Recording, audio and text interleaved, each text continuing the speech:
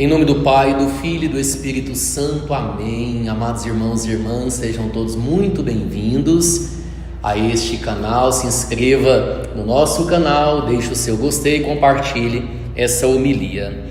Hoje, dia 25, quarta-feira, o Evangelho de São Mateus, capítulo 7, de 15 a 20. Naquele tempo, disse Jesus aos seus discípulos: cuidado com os falsos profetas. Eles vêm até vós vestidos com peles de ovelha, mas por dentro são lobos ferozes. Vós os conhecereis pelos seus frutos. Por acaso se colhem uvas de espinheiros ou figos de urtigas? Assim toda árvore boa produz frutos bons, e toda árvore má produz frutos maus. Uma árvore boa não pode dar frutos maus, nem uma árvore má pode produzir frutos bons. Toda árvore que não dá bons frutos é cortada e jogada no fogo. Portanto, pelos seus frutos vós os conhecereis. Palavra da salvação, glória a vós, Senhor. Esse evangelho de hoje, tirado para nós de São Mateus, é o Sermão da Montanha ainda. É muito claro para nós: cuidado com os falsos profetas.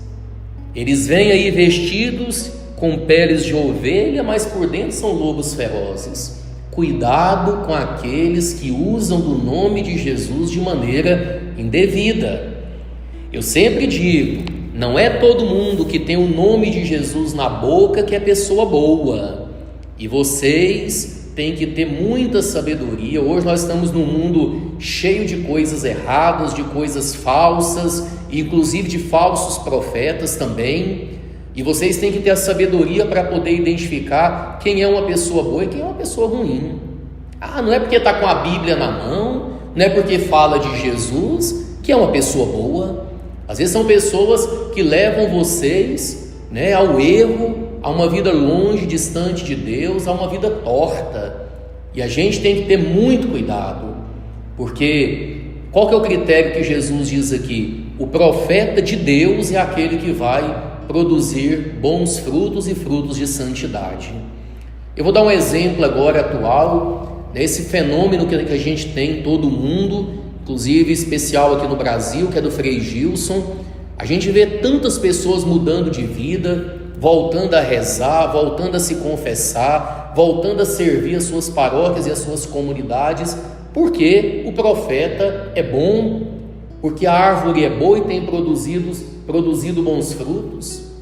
E não é uma coisa de momento, porque às vezes também tem pessoas que usam da palavra de Deus para produzir prazeres momentâneos, sensações momentâneas de felicidade, e coisa que não produz muitos bons frutos é nada, e às vezes até afasta de Deus. Hoje o que é de pessoas que infelizmente vão seguindo esses falsos profetas e depois até nem acreditam mais em Deus. Por quê?